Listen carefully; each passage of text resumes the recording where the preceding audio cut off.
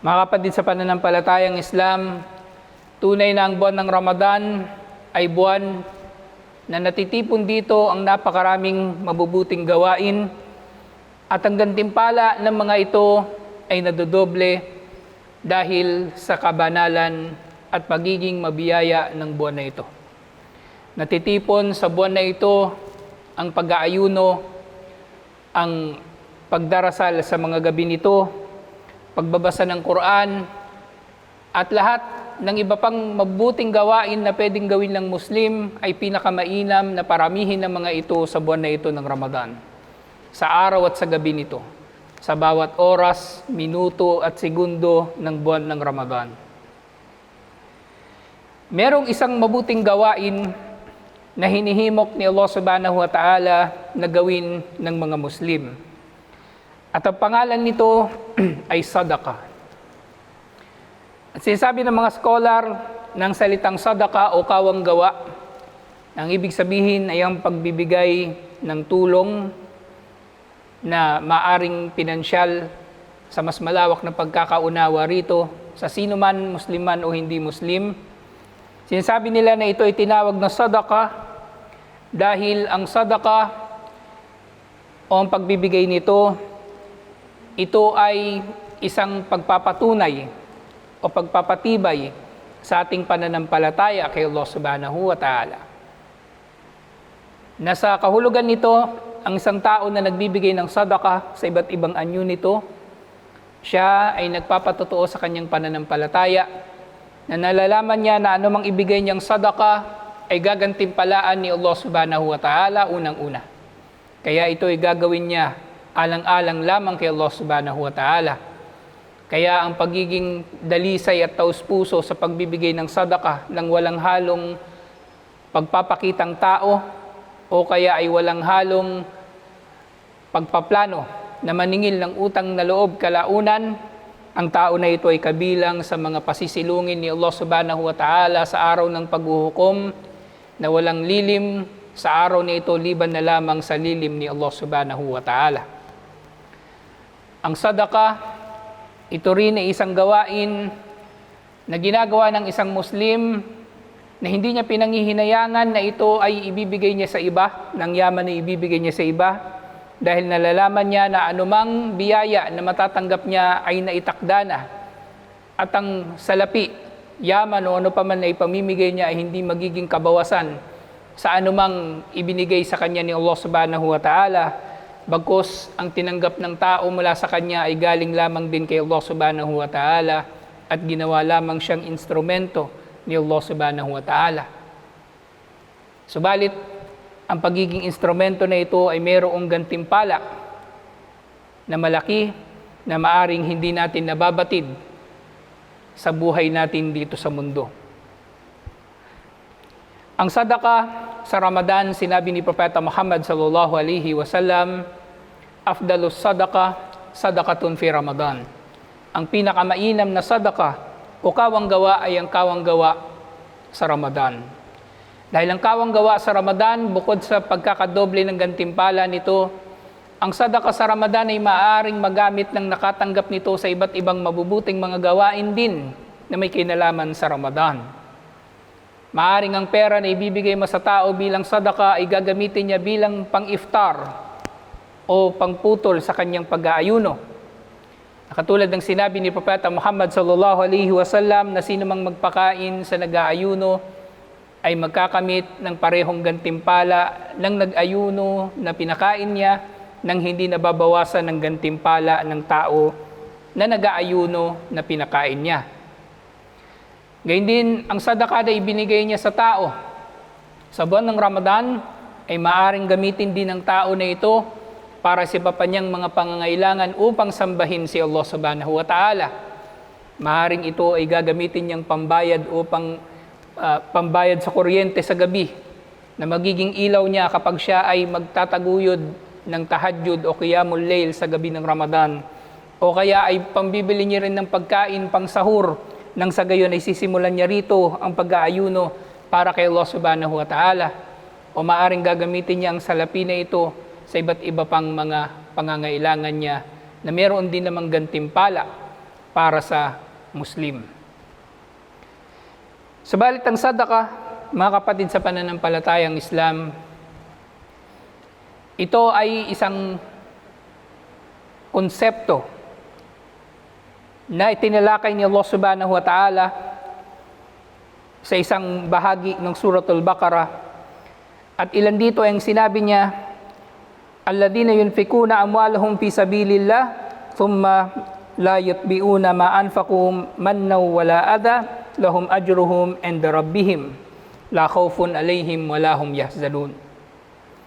Sinabi ni Allah subhanahu wa ta'ala, yaong mga nagtutustos, yaong mga nagbibigay ng sadaka sa landas ni Allah subhanahu wa ta'ala, nang hindi sinusundan ito o hindi ito sinusundan ng panunumbat o pamiminsala, ay para sa kanila ang gantimpala mula sa kanilang Panginoon.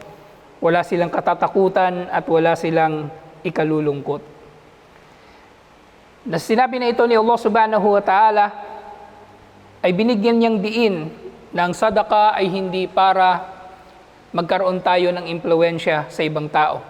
Katulad ng ginagawa ng mga hindi mananampalataya, na sila ay namimigay ng pera na mayroong kapalit, nang sa gayon ay iboboto sila sa eleksyon, o kaya ay makapaniningil sila ng utang na loob at iba't iba pang mga pabor na hihilingin nila sa tao bandang huli.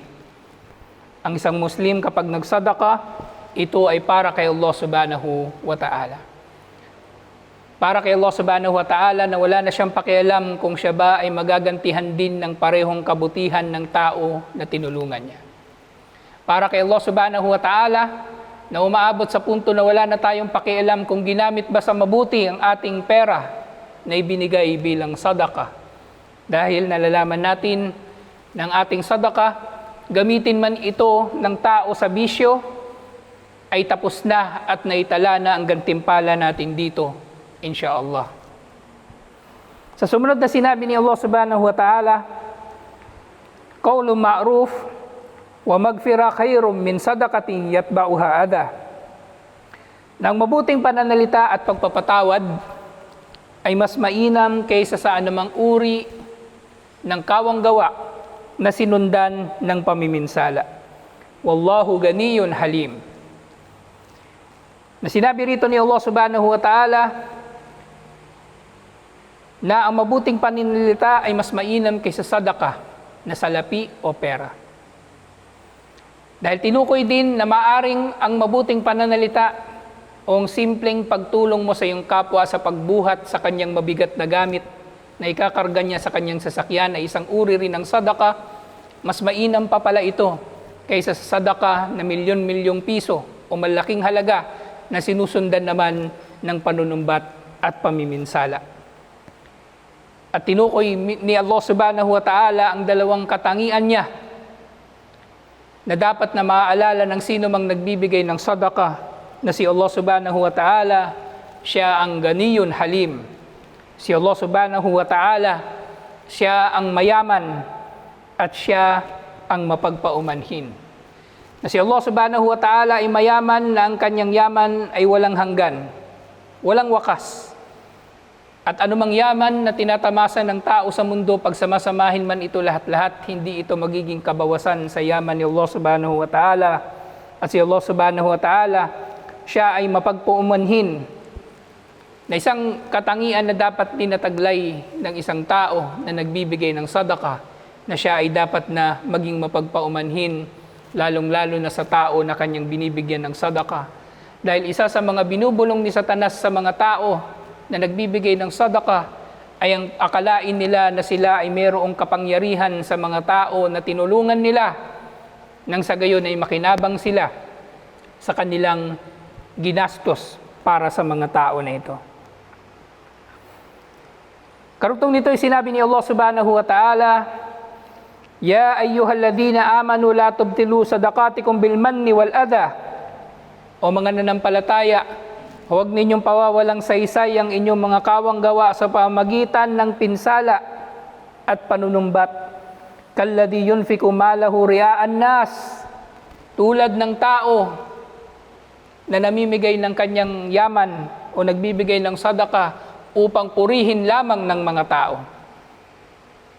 Na ang mga tao na hindi taus-puso ang kanilang pagbibigay ng sadaka, ito ay ginagawa nila bilang puhunan, nang sa gayon ay pangibabawan nila o pagharian ng ibang tao sa mga darating na panahon, o kaya ay humingi ng iba't ibang mga pabor, at higit sa lahat upang magpakitang tao lamang, nang sa gayon ay sasabihin ng mga tao na tunay na siya ay tao na mapagbigay. Na nalalaman natin sa mga hadith nang isa sa mga unang itatapon ni Allah subhanahu wa ta'ala sa impyerno ay yaong tao na nagbibigay ng sadaka. At kapag humarap na siya kay Allah subhanahu wa ta'ala, ay magtatanong siya kung bakit siya tinapon sa impyerno, samantalang siya ay nagbibigay ng sadaka para kay Allah subhanahu wa ta'ala. At ang sasabihin na lamang sa kanya ay sinungaling ka, bagkus ikaw ay namigay ng sadaka o kawang gawa upang sabihin ng mga tao na ikaw ay mapagkawang gawa o ikaw ay mapagbigay. Nang tao na ito ay katulad ng tao na walang ginagawa kundi ang magpakitang tao. Wala yu'min billahi wal yawmil akhir. At hindi rin nananampalataya kay Allah subhanahu wa ta'ala at sa kabilang buhay. Nang tinutukoy dito, ang tao na nagsasadaka, na sinusundan niya ito ng pamiminsala at panunumbat ay katulad ng isang tao na nagpapanggap at pinakamasahol, tao na nagpapanggap na Muslim o tao na nagpapanggap na mabuti, na wala namang pananampalataya kay Allah subhanahu wa ta'ala sa kanyang puso, subalit ang kanyang ikinikilos ay pawang mga tanda ng pananampalataya, nang sa gayon ay purihin siya ng mga tao o makilala siya ng mga tao sa mabuting katangian na nais niya na alalahanin ng mga tao tungkol sa kanya. At sinabi rin ni Allah subhanahu wa ta'ala, وَمَثَلُ الَّذِينَ يُنْفِقُونَ أَمْوَالَهُمْ ابْتِغَاءَ مَرْضَاتِ اللَّهِ وَتَثْبِيتًا مِنْ أَنفُسِهِمْ كَمَثَلِ جَنَّةٍ بِرَبْوَةٍ أَصَابَهَا وَابِلٌ فَآتَتْ أُكُلَهَا ضِعْفَيْنِ فَإِنْ لَمْ يُصِبْهَا وَابِلٌ فَطَلٌّ. Nang halimbawa ng mga nagtutustos ng kayamanan nila na naghahangad ng kaluguran ni Allah subhanahu wa ta'ala. Silang mga dalisay sa kanilang mga layunin sa pagsasadaka at nagpapatatag sa kanilang mga sarili ay tulad ng hardin na inulan at ang bunga nito ay dumoble. At kung hindi naman ito ulanin ay sapat na ang mahinang ulan o ambon upang ito ay magbunga. At sinabi ni Allah, Wallahu bima ta'maluna basir. At si Allah subhanahu wa ta'ala, siya sa inyong mga ginagawa ay nakakakita. Panghuli mga kapatid sa pananampalatayang Islam, sinabi ni Allah subhanahu wa ta'ala tungkol sa sadaka at bahagi pa rin ito ng sunod-sunod na mga aya sa Suratul Baqarah na tumutukoy sa sadaka. Sinabi niya, Ya ayyuhalladhina amanu anfiqu min tayyibatim ma kasabtum. O mga nanampalataya, magtustos kayo mula sa mabubuting kinita ninyo. Ang ibig sabihin, kung tayo ay magsasadaka, ay magsadaka tayo mula sa kinita natin mula sa halal. Hindi mula sa nakaw o panloloko sa kapwa at iba pa. Sinabi rin ni Allah subhanahu wa ta'ala, wa mimma akhrajna lakum minal ard wala tayammamul khabitha minhu tunfikuna walastum biakhidhihi illa an tagbidu fihi. Na si Allah subhanahu wa ta'ala ay nagpihintulot sa atin na magtustos tayo mula sa mga halal na kinita natin o maging sa mga tumubo sa lupa na kinita natin, at pinagbawalan tayo na magtustos sa pamagitan ng mga haram na kinita natin, na kahit tayo mismo ay hindi natin tatanggapin ito, liban na lamang na tayo ay nakapikit kung malalaman man natin halimbawa na ang sadaka na ating tatanggapin ay nanggaling sa haram, nanggaling sa pagbebenta ng droga, nanggaling sa riba o pautang na may patubo at iba pang ipinagbawal ni Allah subhanahu wa ta'ala. Panghuli, sinabi ni Allah subhanahu wa ta'ala, Ash-shaytanu ya'idukumul faqr wa ya'murukum bil fahsya. Si Satanas, siya ay nagbabanta sa inyo na maghirap kayo at siya ay nag-uutos sa inyo na maging mahalay. Na dito ay inutusan tayo ni Satanas na huwag magsadaka o pinagbabawalan tayo ni Satanas na huwag na magsadaka, pinagbabawalan tayo ni Satanas na magsadaka at pinag-aakala niya sa atin, pinag-aakala niya tayo na tayo ay maghihirap kapag tayo ay nagkawang gawa sa ating kapwa-tao. Pero sa kabila ng ginagawa na ito ni Satanas, sinabi ni Allah subhanahu wa ta'ala, Wallahu ya'idukum magfirah, Wallahu ya'idukum magfiratan minhu wa fadla. Subalit si Allah subhanahu wa ta'ala ay nangangako sa inyo ng kapatawaran niya at biyaya. Wallahu wasi'un alim. At si Allah subhanahu wa ta'ala ang nakaarok sa lahat ng bagay at siya ang nakaalam. Mga kapatid sa pananampalatayang Islam, ang sadaka ay isa sa mga dakilang pagsamba sa Islam. Alhamdulillah, ito katulad ng pag-aayuno ay isang gawain na maaari nating mailihim at tanging si Allah subhanahu wa ta'ala na lamang ang makapaghahatol kung tayo ba ay totoong nagsadaka o tayo ba ay totoong nagkawang gawa alang-alang lamang kay Allah subhanahu wa ta'ala at hindi para sa anumang personal na interest na maaring meron ng tao sa kanyang paggastos ng kanyang yaman para sa iba. Samantalahin natin ito sa mga pagkakataon na ito sa buwan ng Ramadan dahil nga ang pinakamainam na sadaka ay sa buwan ng Ramadan at ang sadaka nga na ito ay hindi kondisyon na ito ay maging malaking halaga. Maaring ito ay maging maliit na halaga at maaari rin na ang sadaka ay hindi material na bagay. Maaring ang sadaka ay sa pamagitan ng iyong paggugol ng oras o lakas o ng iyong talento na pakikinabangan ng ibang tao. At maaari rin naman itong sa pamagitan ng paglalaan ng iyong mga gamit o yaman, maaring ito ay iyong ipapahiram alang-alang kay Allah subhanahu wa ta'ala, insyaallah, na ito ay may tuturing din na sadaka.